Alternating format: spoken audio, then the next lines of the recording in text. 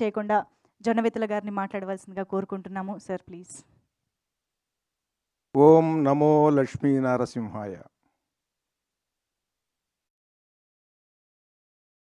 సినిమాలు చూసే ప్రేక్షకులు ఈ సినిమా చూడకపోతే మిగతా సినిమాలు చూడటం వేస్ట్. ఇక చూడకండి మిగతా సినిమాలు. ఈ సినిమా చూస్తేనే మిగతా సినిమాలు చూసే అర్హత మీకు. సినిమాలు చూడని వాళ్ళు ఉంటారు పిల్లలు. నేను 10వ ఏట పలానా సినిమా చూశాను, 11వ ఏట పలానా సినిమాని చూశాను అని చెప్పుకుంటారు పెద్ద అయిన తర్వాత, నా మొట్టమొదటి సినిమా అని. అలాంటి పిల్లల్ని తీసుకొచ్చి మొట్టమొదటి ఈ సినిమా చూపించండి వాళ్ళకి.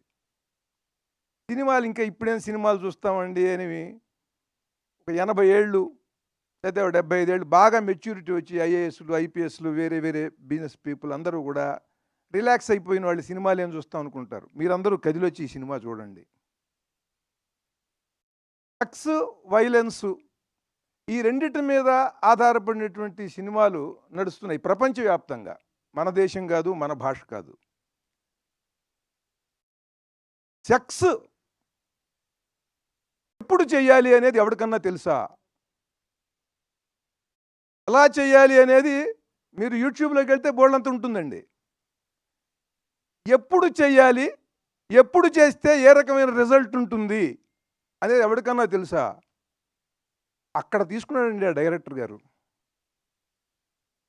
వాళ్ళ ప్రపంచానికి ఏం కావాలో, స్త్రీ పురుషుల మనోభావాల యొక్క ప్రభావం గర్భవతి మీద ఎలా ఉంటుంది, లోపల ఉండేటువంటి శిశువు మీద ఎలా ఉంటుంది అనేటువంటిది అది మూలం.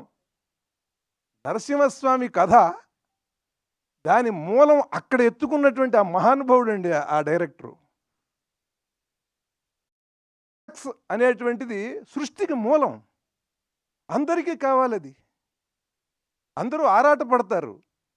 ఆ ఆరాటపడటంలో తొందరపడితే సమయం కాని సమయంలో గనక అలా చేస్తే ఎటువంటి విపరీత పరిణామం మొదలవుతుందో, ప్రపంచానికి ఎటువంటి విధ్వంసాన్ని సృష్టించేటువంటి వాడు జన్మిస్తాడో అది చెప్పి, అలా జరగటం వల్ల ఇలాంటి వాడు పుట్టాడు అని చెప్పి అక్కడి నుంచి ఆ కథని మహాద్భుతంగా నడిపించాడండి ఆ దర్శకుడు. సినిమాలు చూస్తే మనం అందరం కూడా టెర్మినేటర్ 2 ఆహా ఓహో అద్భుతం అంటాం. ఏమిటా టెర్మినేటర్ 2? పరమాద్భుతంగా తీశాడు జేమ్స్ కెమెరాన్. ఎంత భక్త ప్రహ్లాదుడు నరసింహస్వామి కథలో 1% టెర్మినేటర్ 2 అనేది. ఒక పిల్లవాడిని రక్షించడం కోసం ఆర్నాల్డ్ ష్వార్జ్నెగర్ వస్తాడు, ఒక రోబో. వాడిని చంపడానికి ఇంకో విలన్ రోబో వస్తాడు. కానీ దాంట్లో సెంటిమెంట్ ఏముందండి?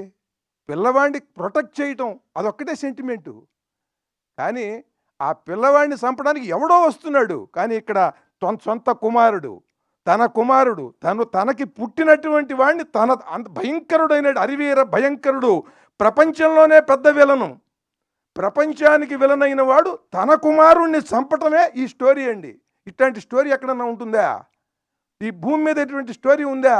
కేవలం భారతీయ పురాణ కథల్లో మాత్రమే ఉంటుంది. దాన్ని పట్టుకుని ఆ దర్శకుడు పరమాద్భుతంగా ఆయన చిత్రీకరించాడు. తన కుమారుణ్ణి ప్రపంచంలో త్రిలోకాలని జయించేటువంటి ఒక మహావీరుడు, రాక్షసుడు తన పసివాడిని చంపలేకపోతున్నాడండి. అది సబ్జెక్ట్ అండి. అట్లాంటి సబ్జెక్ట్ ఎవడన్నా రాయగలడా? అట్లాంటి సబ్జెక్ట్ రాసి ఉన్నది. దాన్ని ఇవాళ ఎలా దాన్ని పిక్చరైజ్ చేయాలి, ఆ సబ్జెక్ట్ని ఎలా జనానికి చెప్పాలి అని అద్భుతంగా చెప్పాడు ఆయన. తర్వాత భూదేవిని ఆయన అద్భుతంగా చూపించాడండి. ఎంత మనోహరంగా, ఎంత సుందరంగా ఉన్నదంటే భూదేవి క్యారెక్టరు, గ్రాఫిక్స్లో, యానిమేషన్లో ఆ భూదేవి యొక్క సౌందర్యం ఏమిటి, ఆవిడ యొక్క తత్వం ఏమిటి, క్యారెక్టరైజేషన్ ఏమిటి అనేది ఆవిడ యొక్క లక్షణాల్లోనే చూపించాడు ఆయన. హిరణ్యాక్షుడు, అలాగే హిరణ్యాక్షుడిని చంపినటువంటి వరాహస్వామి, ఆ ఫైట్ మామూలు పరమాద్భుతం. అది పందిని సహజంగా మనం అందరం కూడా నిందించడానికి ఉపయోగపెడతాం. అరే వెధ పంది పోరా అని. ఇవాళ ఎవరన్నా పంది అని నిందించాలంటే భయపడతామండి. ఈ వరాహస్వామిని చూసిన తర్వాత అంత భక్తిభావం కలుగుతుంది. అంత పరమాద్భుతంగా చిత్రీకరించాడు ఆయన.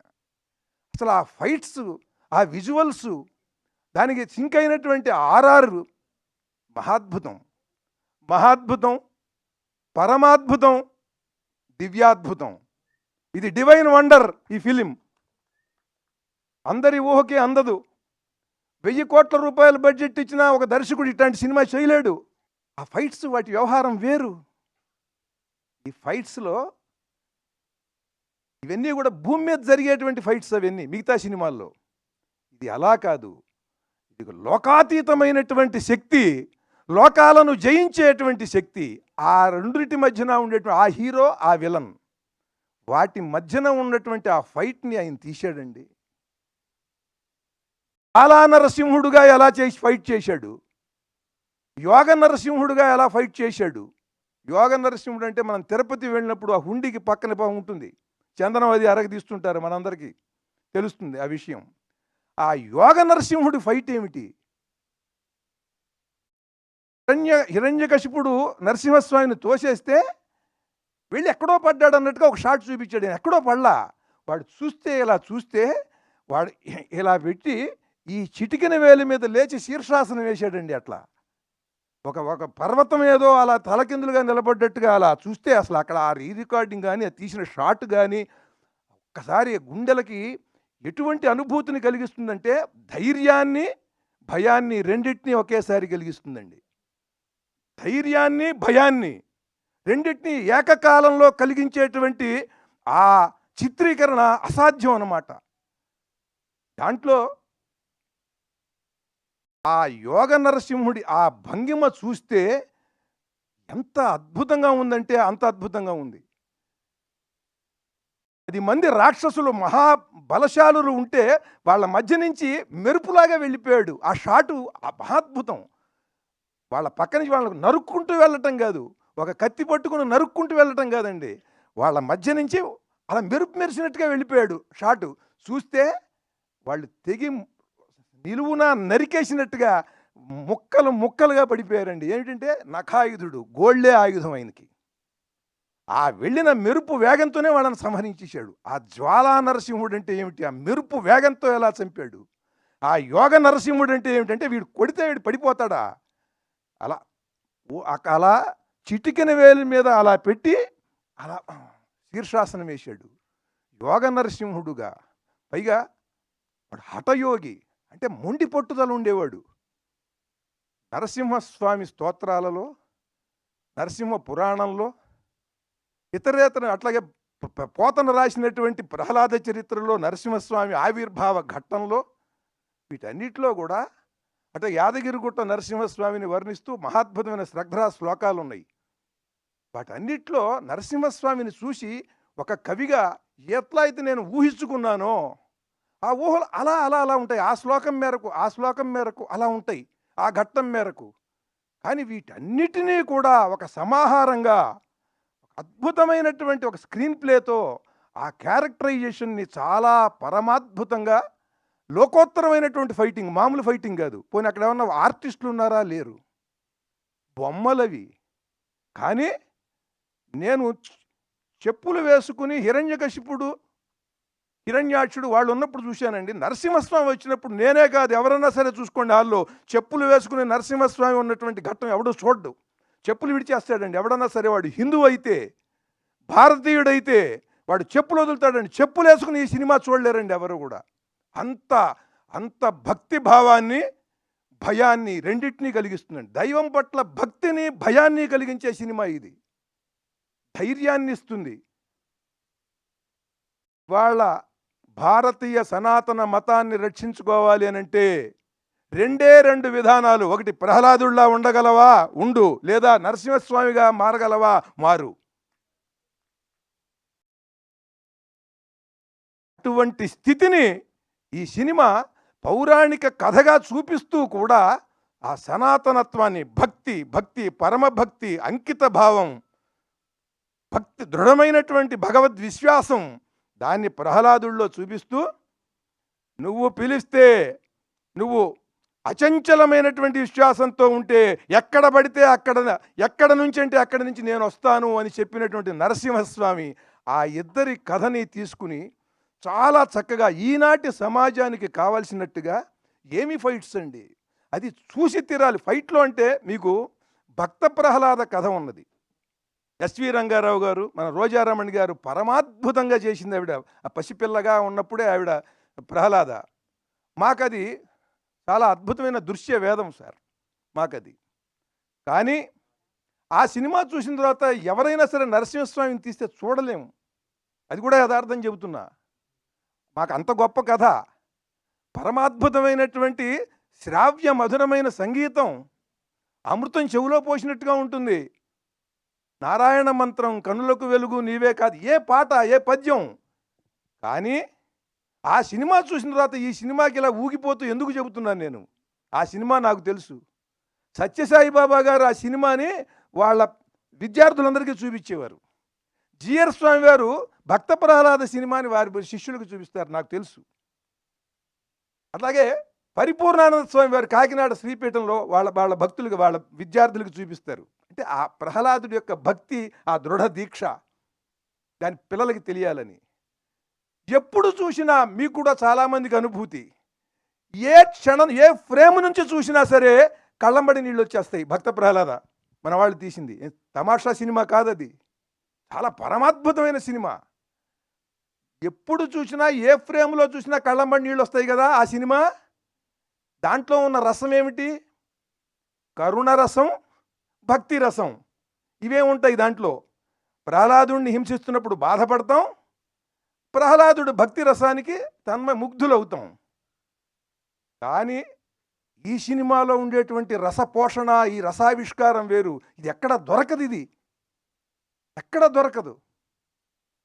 వీర రౌద్ర భయ భీభత్స రసాలను పోషించాడండి ఆయన అక్కడ. భక్తి రసంతో బాగా మిళితం చేసి కలిపేసి భక్తి రసాన్ని వీరరసం. ఆ పోస్చర్ చూడండి మీరు. ఆ నరసింహస్వామి ముఖం మాత్రమే సింహం, మిగతా బాడీ అంతా కూడా హ్యూమన్ బాడీ. హ్యూమన్ బాడీలో ఎవరికన్నా సరే అట్లాంటి బైసెప్స్ ఉంటాయండి. చూడండి అసలు ఎలా ఉందో. ఎవరన్నా చూసారా మీరు? మిస్టర్ యూనివర్స్ని కూడా చూసారా మీరు? మిస్టర్ యూనివర్స్కి కూడా ఉండవు. అంటే ఈయనంత ఉపాసించాడు ఆ నరసింహస్వామిని, అలా తీర్చిదిద్దాడు. చూడండి అసలు ఆ బాడీ, అసలు ఆ లాటీస్, ఆ చెస్ట్ ప్లేట్స్.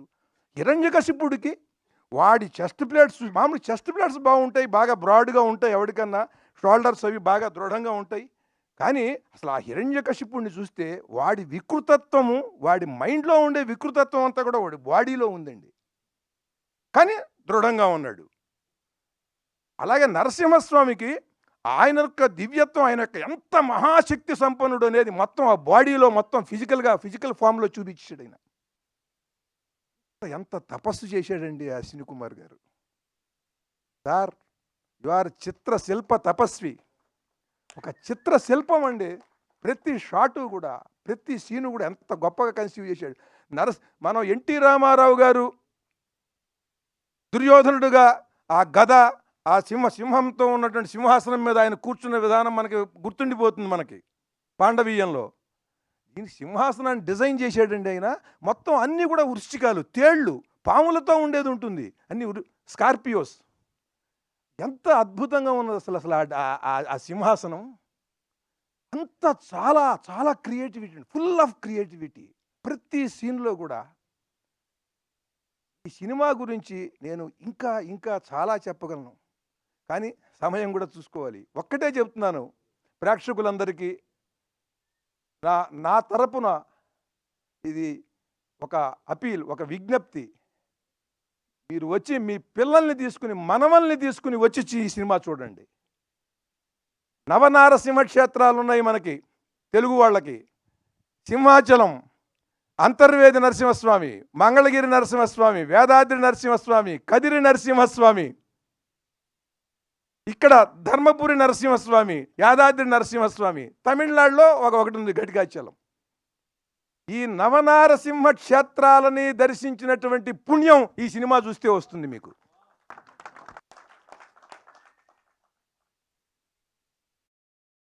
మీ పిల్లలు ఎలా ఉండాలో, ధర్మబద్ధంగా ఎంత దృఢంగా ఉండాలో, ఒక దేశం గురించి కానీ, ఒక సత్యసంధుడి గురించి కానీ, ఒక ధర్మం కోసం పాటుపడేవాడి గురించి కానీ తెలుసుకుని వాడి పట్ల విశ్వాసంతో ఎటువంటి అభిమానాన్ని కలిగి ఉండాలనేది ఈ ప్రహ్లాదుడి చరిత్ర చూస్తే తెలుస్తుంది.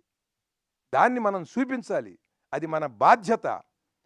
ఈ రోజున అల్లు అరవింద్ గారు ఈ దివ్యాద్భుతమైనటువంటి చిత్రాన్ని గీతా ఆర్ట్స్ డిస్ట్రిబ్యూషన్ నుంచి ఆయన విడుదల చేయటం అనేటువంటిది చాలా హృదయపూర్వకంగా అభినందిస్తున్నాను సార్. నన్ను మీరు పిలిచినందుకు.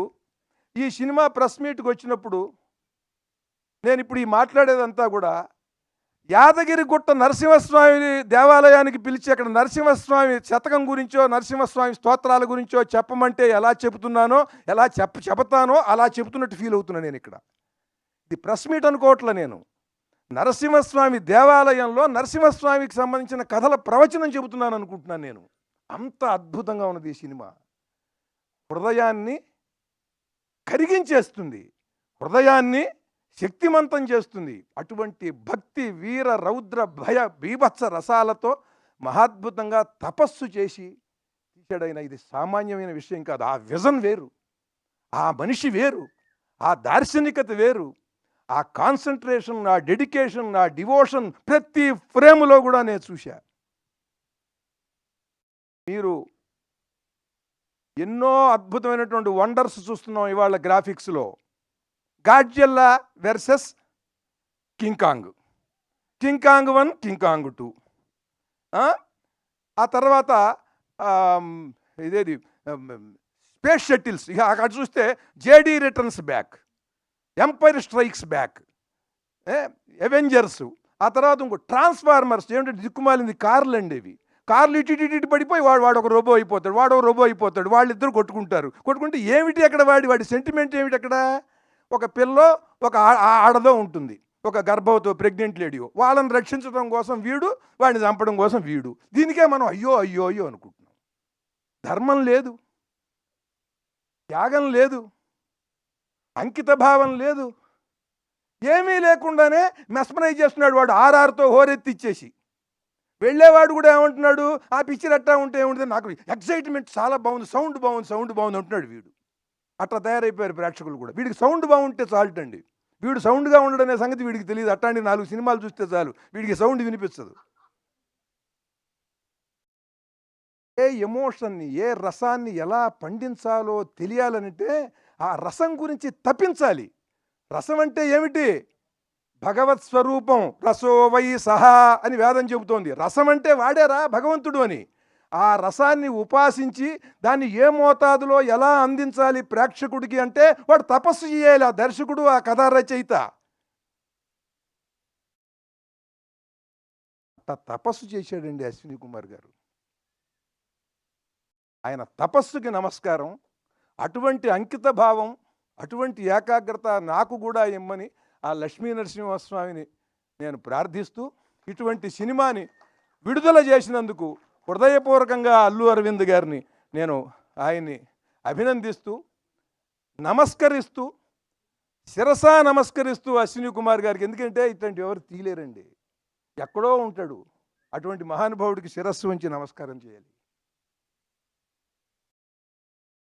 అద్భుతం, పరమాద్భుతం, ఈ పదాలన్నీ కూడా పనికి మాలిన వాళ్ళకు కూడా వాడేస్తున్నాం మనం. ప్రతివాడు పరమాద్భుతం. మాట్లాడలేని వాడు కూడా మహాద్భుతంగా మాట్లాడాడు అంటే ఏమిటో. ఇది దివ్యాద్భుతం. ఈ సినిమా డివైన్ వండర్. ఇటువంటి సినిమాలు ప్రతి సంవత్సరం మీరు తీయాలి సార్, ప్రతి సంవత్సరం, ఎవ్రీ ఇయర్. చాలా చాలా సంతోషం అండి, చాలా ఆనందం. ఆ లక్ష్మీ నరసింహస్వామి అనుగ్రహం మీకు, మొత్తం పాత్రికేయులకి, ప్రేక్షకులకి, అందరికీ ఉండి అందరం కూడా రసమయమైనటువంటి కళాత్మకమైన చిత్రాలు చూస్తూ ఆనందిస్తూ చాలా రసమయంగా జీవించాలని ఆ లక్ష్మీ నరసింహస్వామిని కోరుతూ, సనాతనమైనటువంటి భావజాలం నిలబడాలంటే ఇలాంటి సినిమాలు రావాలి. ఆ రకంగా కూడా మనందరికీ చైతన్యాన్ని, స్ఫూర్తిని ఈ సినిమా కలిగిస్తుందని మిమ్మల్ని అందరినీ కూడా మళ్ళీ చెబుతున్నాను. ఈ సినిమా చూడండి. ఇవాళ సినిమా తీయటం అనేది ఎంత కష్టమో మీ అందరికీ తెలుసు. ఎందుకనంటే అంత పూర్వం కష్టం ఎవరికీ తెలిసేది కాదు. ఇప్పుడు నిర్మాతలే చెప్పేసుకుంటున్నారండి ఇంటర్వ్యూలు ఇచ్చి. వాళ్ళ కష్టాలేమిటో. సినిమా తీయటంలో ఇద్దరికే కష్టం ఉందని నా నమ్మకం. సినిమా విషయంలో. ఎందుకంటే ఆయన గొప్ప మహానిర్మాత ఆయన. ఆయన దగ్గర చెబుతున్నా నేను. ఎందుకనంటే నేను అన్నిటికీ తెగించిన వాడిని. మైక్ ఇచ్చేంత వరకు నేను మామూలుగా ఉంటా. మైక్ ఇచ్చిన తర్వాత తెగిస్తానండి. ఒకటే సినిమా విషయంలో నష్టపోయేది ఇద్దరే. ఒక నిర్మాత, 2 ప్రేక్షకుడు. మిగతా మధ్యలో అందరూ బాగుంటారండి. ఎవరికీ ప్రాబ్లం లేదు. మంచి సినిమా వచ్చినప్పుడు ఆ నిర్మాత ఎన్నో కష్టాలు పడి కదా తీసేది. ఆ సినిమా మంచి సినిమా అనిపించుకున్నా అది పోయినా సరే ఎవరి డబ్బులు వాడికి వచ్చేస్తాయి మధ్యలో వాళ్ళకి. నిర్మాతకే రావు. కానీ ఆ మంచి సినిమా, ఆ మంచి నిర్మాతని బతికించాల్సింది, నిలబెట్టాల్సింది, మళ్ళీ మళ్ళీ మంచి సినిమాలు వచ్చేలా సమాజంలో చేయవలసింది మంచి సినిమాని ప్రేక్షకుడు ఆదరిస్తే. కనుక ఆ ప్రేక్షకుడికి ఆ మంచి కలగాలి, ఈ నిర్మాతకి ఈ మంచి కలగాలి. ఇది మంచి సినిమా రాలేదంటున్నాం, ఇది మంచి సినిమా. గొప్ప సినిమాలు రావట్లేదంటున్నాం, ఇది గొప్ప సినిమా. ఎక్కడండి ఆ భక్త ప్రహ్లాద? అసలు ఆ సినిమాలు అట్లాంటి సినిమా వచ్చింది. వచ్చి చూడండి. జై నరసింహస్వామి. ఒక్క విషయం చెప్తాను ఇవాళ.